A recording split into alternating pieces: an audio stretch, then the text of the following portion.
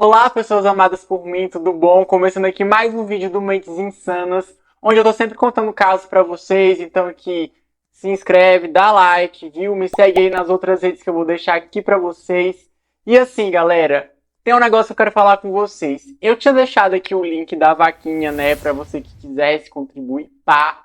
Mas eu resolvi tirar, porque era muita burocracia, entendeu? A taxa era um pouco alta.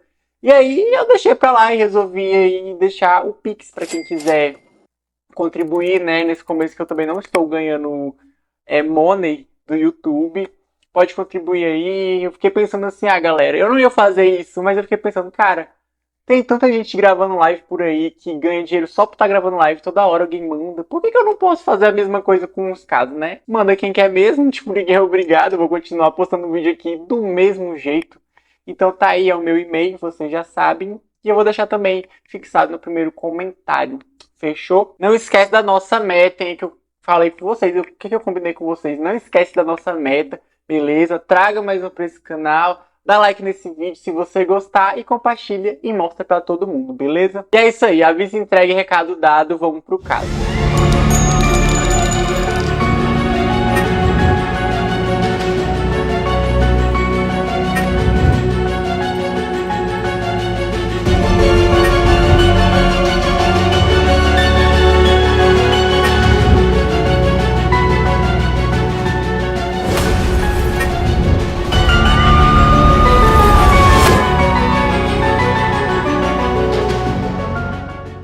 James Bernadette II, mais conhecido como Jimmy, nasceu em março de 1991 em Fort Lauderdale, Flórida.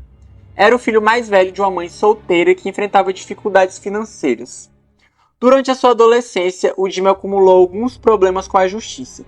Ele foi preso por assalto à mão armada, porte de substâncias ilícitas, invasão de propriedade e por cortar sua tornozeleira eletrônica e passar um mês foragido. Jimmy nunca conheceu seu pai biológico e ele suspeitava que tinha um pai diferente dos seus irmãos. Cansado da sua dura realidade, quando ele tinha 21 anos, ele resolveu começar do zero e se mudou para Nova York. Em seus primeiros anos na cidade, Jimmy trabalhou como bartender, DJ e balconista. Ele até tentou modelar, posando para o fotógrafo Rick Day. Seus primeiros 3 anos na cidade foram de muito trabalho. No entanto, sua sorte mudou quando ele fez amizade com o joalheiro das estrelas de Nova York, um homem de 50 anos chamado Jeffrey Hackover, um bem e bronzeado nativo de Long Island, que morava em Manhattan. Solteiro de longa data, atuou como vice-presidente da ilustre joalheria britânica Graff. No ano de 2004, Jeffrey ajudou seu amigo Donald Trump a escolher um anel de noivado de diamante com lapidação de esmeralda para sua namorada na época. A lista de clientes famosos de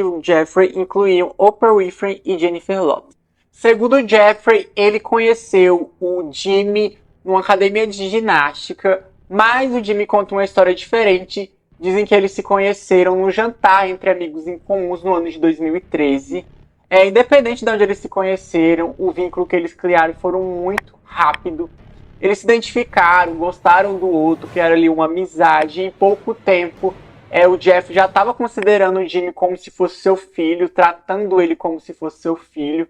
O Jeffrey nunca teve filhos, e aí ele começou a enxergar no Jimmy um filho adotivo. E o Jimmy disse que enxergou nele um pai que sempre estava ali lhe dando o apoio, começou a lhe dar um apoio. O Jimmy nunca teve um pai, né, presente, como eu falei. Nessa época, o Jimmy morava num apartamento em Nova York, ele dividia o quarto com um amigo dele, e esse amigo dele era viciado em substâncias ilícitas, então assim, era uma convivência um pouco complicada. Ele contou essa história pro Jeffrey, e aí o Jeffrey resolveu emprestar para ele um quarto na casa dele. Ele morava num prédio enorme chamado Grand Sutton, e ele ofereceu pro Jimmy ir lá morar com ele, passar um tempo até ele se estabilizar. Certamente a amizade de Jeffrey trouxe grandes benefícios materiais. Jimmy se matriculou em 2 semestres no Fashion Institute of Technology e conseguiu um emprego lucrativo como corretor de seguros. Jimmy viajou Londres, Ibiza, South Bar e para Las Vegas para a exposição anual de joias. E quanto mais o tempo passava, mais próximo eles ficavam. Então, no ano de 2015, o Jimmy mudou seu sobrenome para o sobrenome do Jeff, que era Hackover. Então, ele passou a ter esse nome.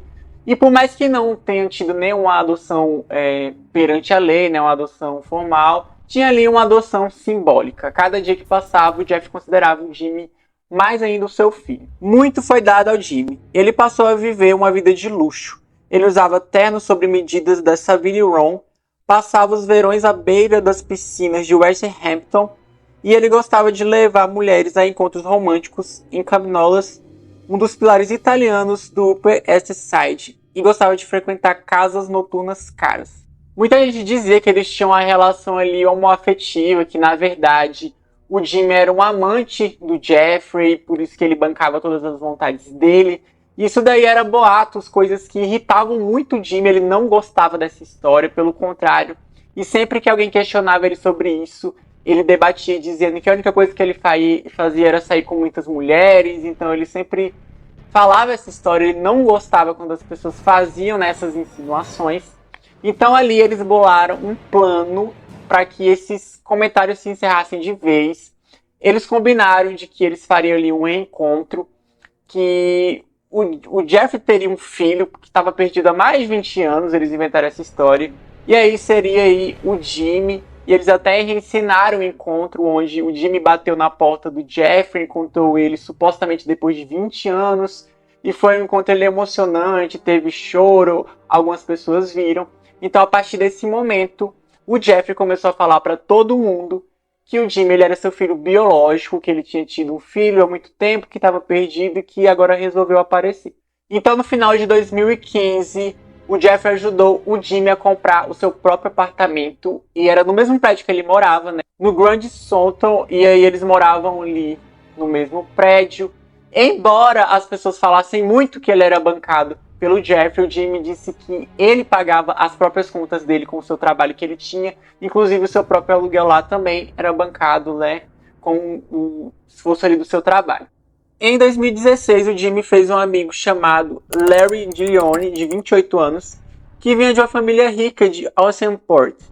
Eles se deram muito bem e construíram uma bela amizade 8 meses antes do caso acontecer. Ambos eram interessados em esportes e preparação física, e os dois tinham muito dinheiro para gastar. O Larry tinha um amigo desde o ensino fundamental que dividia um apartamento com ele em Jersey City, chamado Max Gemma, que na época do caso tinha 29 anos. Max também era um jovem privilegiado. Seu pai, Gordon Gemma, advogado imobiliário, já foi prefeito de Oceanport, antes de se tornar diretor de desenvolvimento imobiliário para os sogros de Donald Trump.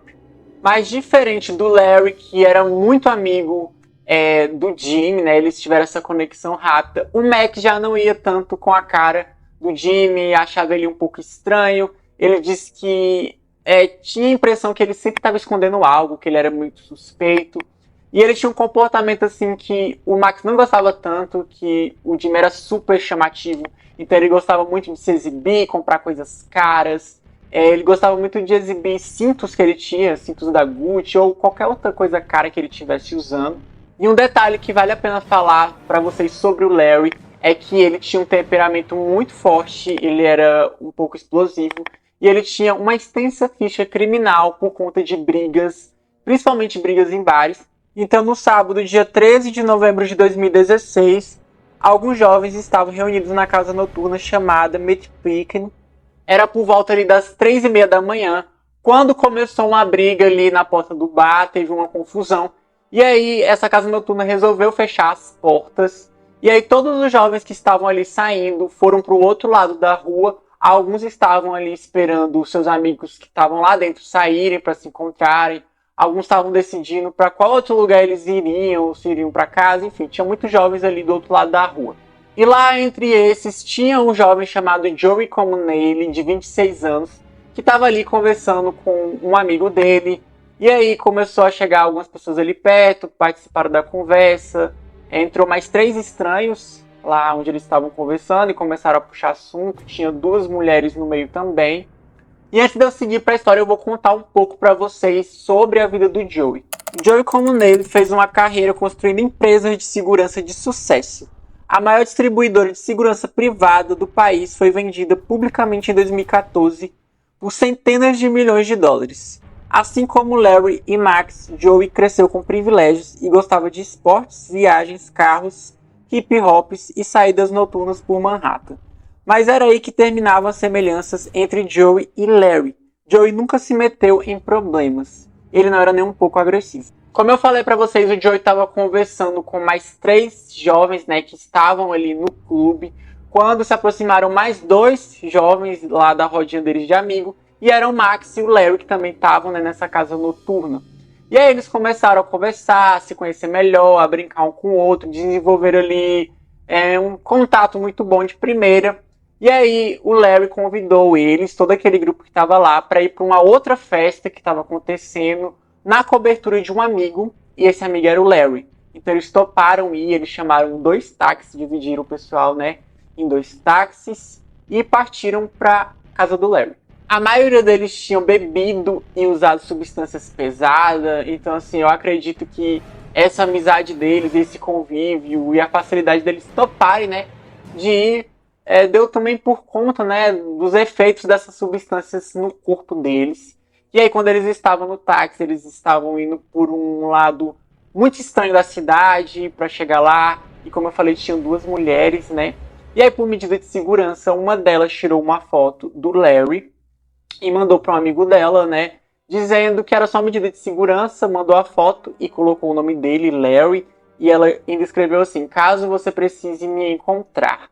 Parecia ser uma coisa bem séria, uma ótima ideia, mas na verdade as 2 mulheres disseram mais tarde que elas não se sentiram em nenhum momento ameaçadas, que ela mandou isso aí mais por brincadeira mesmo, que ela achou o Larry muito feliz e uma pessoa leve, ela não ficou nem um pouco intimidada com a presença dele. 2 táxis então serpenteavam pelas ruas de Mitchell em direção ao West 59 Street. Seu destino era um luxuoso arranha-céu de vidro fumê perto do Sultan Place, o Grand Sultan. Como tantas torres residenciais construídas na década de 80, acrescentava pouco charme ao horizonte, mas explorava as vistas deslumbrantes da cidade e do rio. A então falada festa não foi na cobertura e nem no 32º andar, onde ficava o apartamento do pai adotivo do Jimmy. Em vez disso, Larry direcionou todos para o apartamento 4C no 4º andar. Um apartamento de tamanho médio com 4 janelas voltadas para a rua. Quem abriu a porta para o grupo entrar foi o Jimmy. Ele estava sem camisa e usando calças jeans. Então a festa estava ali acontecendo normalmente, gente. E aí durante a festa o Larry ficava mostrando uma foto dele e do Jeffrey que tinha num retrato para todo mundo. Ele ficava mostrando, dizendo que ele era filho dele e que o pai dele era o famoso joalheiro das estrelas. Ele gostava muito de falar do Jeffrey, sempre falava dele muito bem, né? A pessoa que ajudou ele aí a crescer na vida. E aí, durante a festa, as pessoas relatam que elas não lembram de nenhum clima tenso, nada de ruim acontecendo, de nenhuma confusão, que estava todo mundo aparentemente bem. O Joey estava lá e ele e o Larry, eles não se conheciam. Na verdade, o Joey não conhecia praticamente ninguém, a não ser o amigo dele. E ele passou a maioria da festa encostado no parapeito da janela, né? Mais ali na dele, no cantinho dele. Então o dia já estava amanhecendo e aí a festa acabou, os convidados foram para casa. Então às 4h44 da manhã, câmeras de vigilância ali do prédio flagraram o Joey e o Larry acompanhando 3 mulheres até o Uber do lado de fora. E aí eles acompanham essas 3 mulheres e depois os 2 voltam, né? As câmeras flagram eles voltando pro apartamento. E aí nesse momento no apartamento só tinham 4 pessoas. Eram o Larry, o Max, o Joey e o Jimmy. Eu falo que o Jimmy estava lá porque, enfim, o apartamento era dele, mas nesse momento que os 2 garotos subiram de volta, o Jimmy não estava no apartamento. Ele tinha subido até o 32º andar, lá pro apartamento do Jeffrey. E aí ele entrou, ele tinha acesso ao apartamento dele. Ele entrou, o Jeffrey estava dormindo. E aí as câmeras da parte de dentro do apartamento do Jeffrey flagraram essas imagens dele entrando. Ele tinha essas câmeras, as pessoas acreditam, por conta da segurança, porque ele tinha ali muitas joias por causa do seu trabalho em casa.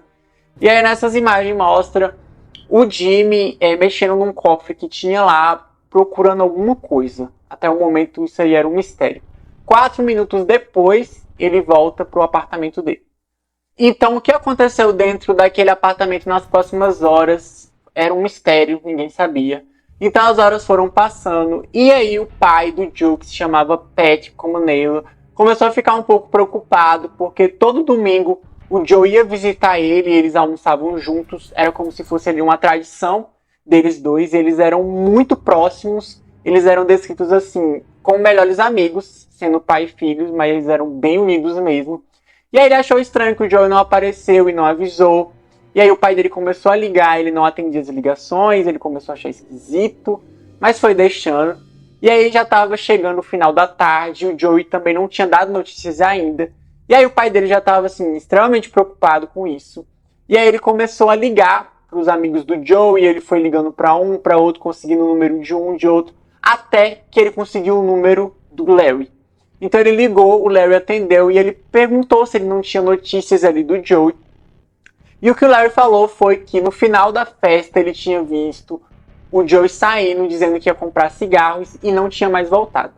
Então, na manhã seguinte, sem notícias do Joey, o Pat foi até a 17ª Delegacia de Manhattan para relatar o desaparecimento do seu filho.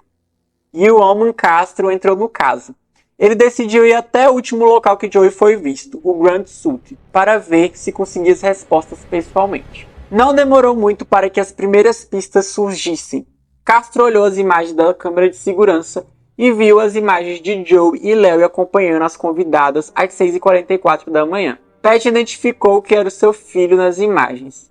O que eles estavam esperando ver em seguida era Joe atravessar a rua e sumir do alcance das câmeras. Em vez disso, eles viram Joe e Larry voltando para o prédio, o que contradizia a versão que Larry tinha dado a Pat por telefone. E aí, nesse momento, o Castro ligou para o Larry, para perguntar se ele não sabia do Joey, e foi confrontar ele sobre essa história que ele tinha dado. E aí ele ficou muito nervoso nessa ligação, começou, ele não falava coisa com coisa, porque ele começou a falar muito rápido, e aí o Castro não estava entendendo nada, e o Larry desligou o telefone. Então o Castro ligou pro Max e pro Jimmy, e os dois deram a mesma versão dos fatos, a mesma história que o Larry tinha contado, que ele tinha saído para comprar cigarros pela manhã e não tinha mais voltado.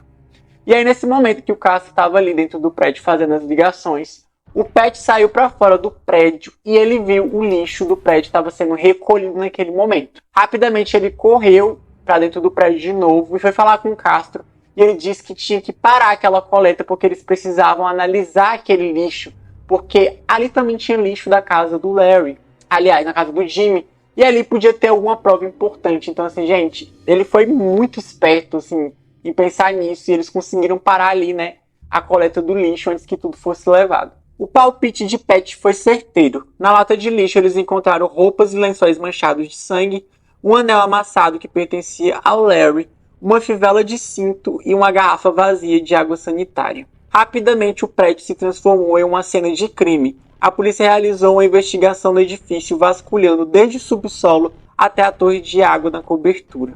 A polícia pediu para que o Pat fosse até o apartamento do Joe e pegasse ali o travesseiro e as roupas de cama dele, alguma peça ali que tivesse o cheiro dele ainda muito predominante para eles entregarem para o cão farejador. O Pat foi lá e ele disse que quando chegou as roupas da cama dele, as roupas de cama, estavam limpas, ele tinha acabado de botar para lavar, estava tudo limpinho. Então ele foi no cesto de roupa suja e pegou uma cueca e uma blusa e algumas bermudas ali do Joey e levou pro cão, o cão farejou. E aí o cão foi guiando eles pelo saguão do prédio para dentro do elevador, e quando deu no quarto andar, o cão guiou eles pro apartamento do Jimmy.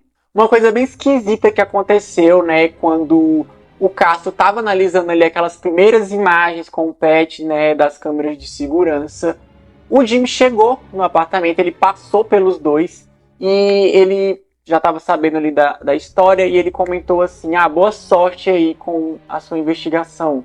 Tipo assim, num tom de deboche, foi isso que o Castro falou que ele fez. Então ali, depois que o cão guiou eles até o apartamento do Jimmy, a polícia já tinha ali os principais suspeitos. Agora eles precisavam montar uma estratégia para que eles confessassem ou deixassem qualquer coisa escapar.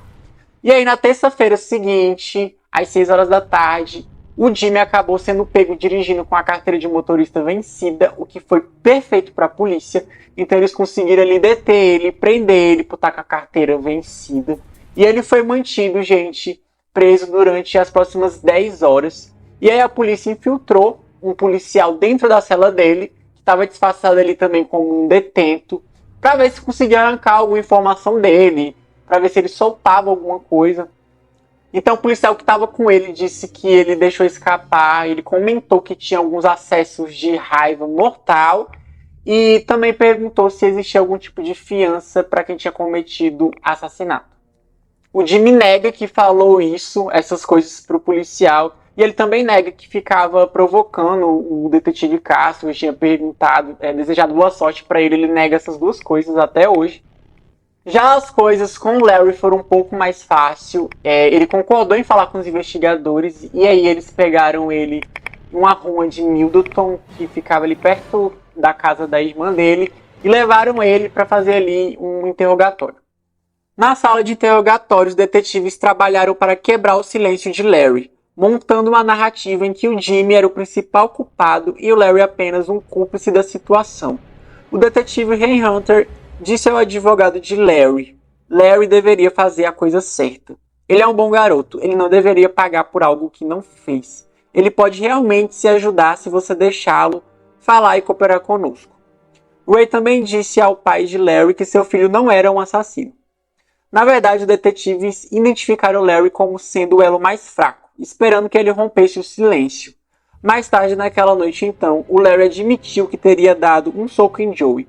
Também disse que Joey estava morto e que quem o matou foi Jimmy. Então, chorando muito, o Larry deu a localização de onde estaria o corpo de Joey. Então, no meio da noite, oficiais de 2 estados foram a caminho de um pântano em Oceanport. Eles caminharam 50 metros para longe da estrada, mata dentro, com um cão farejador, que começou a latir para o mato. Castro deu um passo à frente e viu uma mão humana que parecia sair da lama. Então, por volta das 3h30 da manhã de quarta-feira, de 16 de novembro, o corpo de Joey foi encontrado. Joey estava enrolado em plástico filme e embrulhado em um edredom. Ele tinha sido espancado e tinha levado 15 golpes de faca, 9 do lado direito e 6 do lado esquerdo. Seu corpo também havia sido queimado. Desde que eles encontraram o Joey e o julgamento deles ainda não tinha acontecido, não tinha sido marcado, não tinha data nenhuma. E aí o Jimmy e o Larry eles foram presos por dificultar o processo, ocultar o corpo e adulterar provas. Já o Max foi levado mais tarde sob custódia por acusações mais leves. A participação dele no caso tinha sido quase inexistente. Então, como eu falei para vocês, eles estavam presos, mas eles tinham ali o direito de sair se eles pagassem uma fiança. O Larry pagou a fiança para esperar o julgamento em liberdade. Já o Jimmy não conseguiu pagar porque ele não tinha dinheiro para isso. E aí o Jeffrey tinha cortado o contato com ele, então ele não tinha de onde tirar dinheiro e acabou tendo que ficar preso. Como eu falei, o julgamento estava demorando muito e as pessoas começaram a teorizar que era por conta dos privilégios dos homens ricos e brancos, Que nesse caso aqui, eles falavam que se fossem garotos de classe mais baixa, garotos de outras etnias, eles já tinham sido julgados e condenados há muito tempo, mas como eram homens influentes, poderosos, com dinheiro, o julgamento ali se enrolava o máximo que podia, então foi o que eles teorizaram na época. No início de 2017, o FBI começou a investigar algumas atividades antigas de Larry e Jimmy. A estratégia funcionou. Uma testemunha apareceu, um homem chamado Louris Ruggiero. Era o ex-melhor amigo de Jimmy. Ele foi intimado a se reunir com o promotor federal em fevereiro de 2017. Durante a conversa, Louris afirmou que na tarde da segunda-feira, após o fim de Joey, enquanto a polícia analisava as imagens de segurança do Grand Sutton, Jimmy ligou para ele marcando de se encontrar, pois eles precisavam conversar. Eles se encontraram perto do apartamento de Jimmy. Louris afirmou que Jimmy confessou seu envolvimento no crime, disse que Larry tinha brigado com um garoto no apartamento e o nocauteou, o deixando inconsciente, e que Jimmy também o agrediu, com Joey já desacordado. Então Jimmy teria passado uma faca na garganta de Joey e o golpeado 15 vezes. Então o embrulharam em um edredom e que depois disso teriam pedido panquecas em uma lanchonete, comido como se nada tivesse acontecido. Tá, beleza, essa foi a história aí que o Louris contou, mas tinha algumas inconsistências nisso, porque a garganta do Joey não tinha sido cortada. E antes dele dar essa versão, ele tinha dado uma primeira versão dizendo que o pescoço do Joey tinha sido quebrado, e aí depois ele falou que tinha sido cortado, e ele não tinha nenhum ferimento ali no pescoço. Então, eles encontraram essa inconsistência, e eles também descobriram que na época que isso aconteceu, já fazia algum tempo, que o Jimmy e o Luz estavam brigados, eles não se falavam, então a polícia achou um pouco estranho ele querer confessar pra ele algo, sendo que ele não estava falando com ele. Mas aí o Lewis disse que mesmo eles afastados, eles se consideravam muito e confiavam muito no outro, foi por isso que ele resolveu contar pra ele isso. Eu vou deixar aqui um link pra vocês, onde tem uma matéria contando assim todo esse caso com muitos detalhes. E aí nessa matéria fala um pouco sobre, mais profundamente, a relação do Lewis com o Jimmy. Eu resolvi não colocar aqui no vídeo, conta lá também um pouco da história do Lewis. E aí se vocês estiverem curiosos, dá uma conferida lá, que lá tem mais coisas, tá bom? Então o julgamento do Jimmy começou no dia 15 de outubro de 2018. O tribunal estava repleto de amigos e familiares de Joey, todos os dias. Jimmy sentava e olhava sempre com a mesma expressão. Ele tinha recebido ordens de seus advogados a não mostrar nenhum tipo de emoção. A ausência do seu pai adotivo, Jeffrey, foi a mais notável. O advogado descreveu Jeffrey como um homem com uma profunda dor emocional. Ele estava dividido em dois, sofrendo pela perda do filho, enquanto amigos o aconselhavam a manter a distância. Então as versões do Max e do Larry eram muito parecidas, eram praticamente idênticas, que eu vou contar logo para vocês. E uma coisa era certa, que a participação do Max tinha sido quase inexistente. Tanto o Larry como o Jimmy confirmaram isso. Então assim, a versão do Larry e do Max eram praticamente iguais, como eu falei para vocês, e tinha duas hipóteses. Ou elas eram parecidas porque os dois estavam falando a verdade, ou porque eles tinham combinado ali de colocar toda a culpa no Jimmy, para ele assumir toda a culpa e pegar ali a prisão perpétua.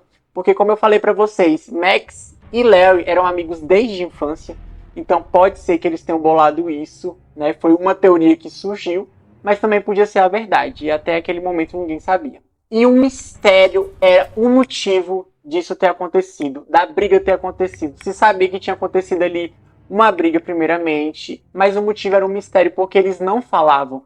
Então a imprensa e a promotoria começou a especular muito o que teria acontecido, e eles se apoiaram principalmente na relação do Jeffrey com o Jimmy, que eles achavam ali que poderia ter algo a mais, que seria uma relação ali de um casal. Então surgiu uma teoria de que o Larry e o Jimmy teriam tido algum tipo de avanço ali pra cima do Joey, tiveram algum interesse nele. E aí o Joey negou esses avanços deles. E aí eles resolveram, né, se livrar do Joey ali, iniciar uma briga por conta disso. Porque eles estavam afim do Joey.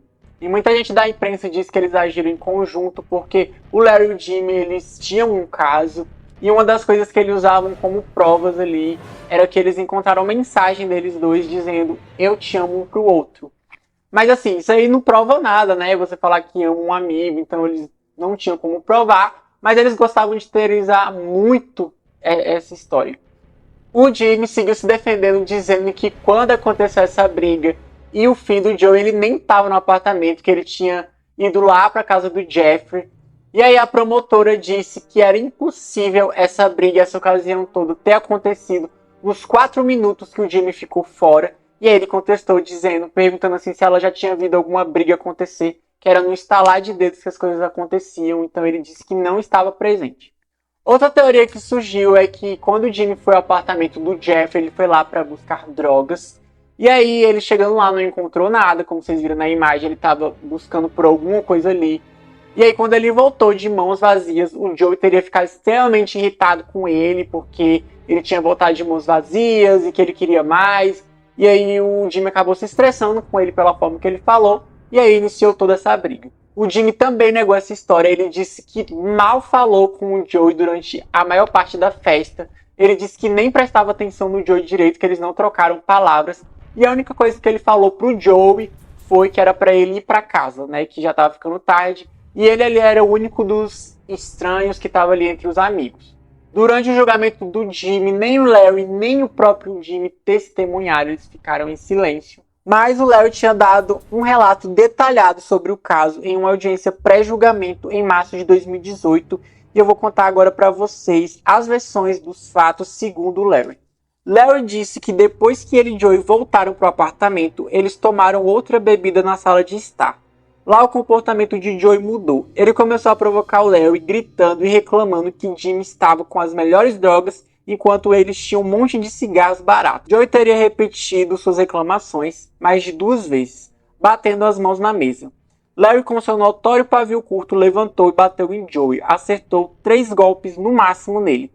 Depois pegou Joey e jogou no chão, o deixando inconsciente. Depois Jimmy teria chegado e falado várias ofensas ao Joey, dizendo que era isso que ele ganhava por mexer com o Larry. Depois Jimmy começou a bater em Joey no chão, enquanto Larry pedia para ele parar. Ele parou por alguns segundos, depois começou a bater a cabeça de Joey no chão, o que fez Joey reagir de uma forma estranha. Ele ficou com dificuldade de respirar. Uma poça de sangue então foi se formando no chão. Larry repetiu para que Jimmy parasse. Max então acordou no sofá. Max disse que Jimmy começou a entrar em pânico com a possibilidade de voltar para a cadeia por agressão. Foi aí que Jimmy resolveu dar um fim à vida de Joey e se livrar do corpo. O Larry e o Max contam que nesse momento o Jimmy pediu para que eles tirassem toda a roupa e se livrassem dessas roupas para que eles não saíssem com nenhuma roupa, com nenhum tipo de mancha, nada que pudesse levar ao Joey. Então depois disso eles pegaram o corpo do Joey e arrastaram até a banheira. E foi aí que o Jimmy pegou a faca e golpeou ele 15 vezes. Ele tentou separar o corpo, mas ele não conseguiu. Ele tentou separar o corpo começando pelo braço. E aí não conseguiu, ficou muito frustrado. O que corrobora com a versão, porque o Joey foi encontrado e no braço dele tinha um corte muito profundo no ombro. Como se alguém realmente estivesse tentando, né, separar ele ali. Essa é a versão que o Larry contou. Mas como eu falei pra vocês, a versão dele e do Max são praticamente a mesma coisa. O Max conta que ele estava muito assustado com a situação toda, que ele acordou na hora errada, no lugar errado. Quando ele acordou já estava acontecendo tudo e muita gente entende isso, né? É por isso que a participação dele no caso é a menor de todas, porque praticamente ele não fez nada. Só que ele não fazer nada foi justamente o problema também, porque ele saiu lá do prédio, ele não falou pro porteiro, ele não comunicou à polícia, ele escondeu isso de todo mundo. Em vez disso, ele pegou um trem para Jersey City, para sua cidade, e pediu pro amigo de infância buscar ele lá na estação. O Jimmy negou essa versão e ele disse que quando ele chegou no apartamento, o Joe já estava sem vida. Fato é que nenhuma dessas versões piorava a situação de um ou de outro, porque eles não conseguiam ligar nenhum dos homens ao caso. Quem tinha usado, na verdade, a faca, porque não tinha evidências claras de quem tinha usado. Eles não encontraram a faca, não encontraram nada, então, assim, era impossível saber quem é que tinha dado fim à vida do Joey. Então a defesa do Jimmy começou a chamar a atenção para um anel que o Larry estava usando na noite, porque tem fotos dele com um anel no dedo, aparentemente normal. Só que aí foi encontrado um anel, esse mesmo anel, e ele estava amassado. E aí eles começaram, né, a teorizar ali que ele podia ter usado, né, esse anel para machucar o Joey, dando socos. E ele também andava com canivete nessa noite. Várias pessoas viram ele com esse canivete. Ele sempre andava com esse canivete. E aí eles teorizaram que ele podia ter usado isso para atacar o Joey, e não uma faca de cozinha em si. Era muito difícil saber, era muito difícil ter evidência, porque eles limparam o apartamento, assim, de um jeito monstruoso, gente. Limparam muito bem limpo. Então, assim, era difícil. E aí eles jogaram também as roupas do Joey no lixo, e também foi encontrado a carteira do Joey e uma corrente de ouro quebrada no lixo. E assim, sem DNA, sem quase nada, tudo muito limpo. E aí depois que eles fizeram isso, eles enrolaram, né, o corpo do Joey em celofane e num tapete. E para as câmeras não capturarem eles passando pelo prédio com o corpo, eles atiraram pela janela, atiraram o Joey pela janela do quarto andar. Quando ele caiu no chão, eles pegaram ele e colocaram no porta-mala da Mercedes-Benz do Jeffrey, que o Jimmy tinha pegado sem ele saber. Então eles partiram o corpo tornando o extremo sul de Manhattan. Atravessaram o túnel Holland até Nova Jersey. Larry conhecia um lugar isolado desde a infância, um terreno pantanoso e coberto de vegetação atrás de uma floricultura. Os sinais das torres de recepção de celular seguiram seu caminho por 60 milhas até Oceanport. Lá eles cavaram uma cova rasa, encontraram uma lata de gasolina em um caminhão abandonado e colocaram fogo no corpo do Joey. Uma coisa muito triste que aconteceu, que foi naquele momento, né, que eu contei pra vocês, que o Pat sentiu a falta do Joey e ligou pro Larry, conseguiu o número dele e o Larry atendeu. Neste momento que o Larry atendeu, ele tava já com o corpo sem vida do Joey ali, perto dele, e isso aí acabou completamente comigo. Porque pensa só, gente, você ali ligando pra uma pessoa, sem saber que seu filho tá lá com essa pessoa fez mal pra ele, sei lá. Não dá nem pra comentar, é muito triste isso. Então o júri iniciou suas deliberações em 1º de novembro de 2018. Jimmy e sua equipe estavam esperançosos. Jimmy sentia que seria inocentado porque no caso tinha dúvidas razoáveis e tinham muitas inconsistências na história de Laurie. O júri precisou de apenas 5 horas para chegar a um veredito. No dia 2 de novembro de 2018, Jimmy foi considerado culpado de todas as acusações, condenado a 28 anos de prisão perpétua. Soluços e aplausos encheram o tribunal nesse momento pela família e amigos de Joey. Um mês depois, Larry se declarou culpado de uma acusação de menor homicídio culposo em 1º grau em troca de uma sentença de 23 anos de prisão. Ele tentou voltar atrás com sua confissão de culpa, mas o juiz negou seu pedido. O Pat, o pai do Joey, achou isso aí um absurdo, sabe? Ele ter conseguido fazer esse acordo para se livrar, né? Pegar 23 anos de prisão e somente o que o Pat queria pra ele era prisão perpétua. Então ele achou isso aí muito, sabe, um absurdo. Já o Max nunca foi acusado, ele foi condenado a 6 meses de prisão por dificultar o processo. No tempo que passou na prisão, Max Gemma fez um curso sobre reforma penitenciária e espera ingressar no mercado imobiliário com seu pai. O Jeffrey Hancover mudou de apartamento do Grand Sultan em 2018, mas ainda trabalha como negociante de diamantes em Manhattan. Ele não gosta de falar sobre o assunto. Já o Larry continua cumprindo sua pena no centro correcional de Clinton, em Dannemora, em Nova York. Ele também se recusa a falar sobre o assunto e não gosta de dar entrevistas. O Jimmy, desde abril de 2019, está encarcerado na prisão de segurança máxima do canto noroeste de Nova York. Ele mantém a sua inocência até hoje. Ele tem esperança de algum dia, de alguma forma, sair da prisão. Ele sonha em sair de lá e ele sempre acha que ele vai ganhar ali a liberdade de um jeito ou de outro. E aí ele sempre também fala sobre o Jeffrey, né? E como eu falei, eles perderam o contato. Mas ele sempre fala sobre o Jeffrey. Sempre fala dele como se ele fosse pai dele realmente, né? Isso aí dá pra notar nas conversas dele. Mas ele está até hoje cumprindo a sua pena. E esse foi o caso de hoje. Espero que vocês tenham gostado. Era um caso que eu conheci por esses dias. Eu acho que não tem um mês. E eu achei muita doideira e resolvi me contar pra vocês. Eu também não vi nenhum vídeo aqui no YouTube BR falando sobre esse caso, então eu resolvi trazer para que vocês pudessem conhecer, né? Eu vou deixar o link aqui que tem mais informações, onde eu tirei a maior parte dessa pesquisa aqui lá. Conta sobre o Louis, conta alguns detalhes sobre alguns personagens dessa história. Se você quiser conhecer mais a fundo, eu vou deixar linkado aqui para você. Não esquece de comentar uma coisa aqui bem bacana para você aparecer no próximo vídeo do Mendes, né? No comecinho, tá bom? E é isso, obrigado por ter assistido. Eu vejo vocês no próximo caso. É nóis.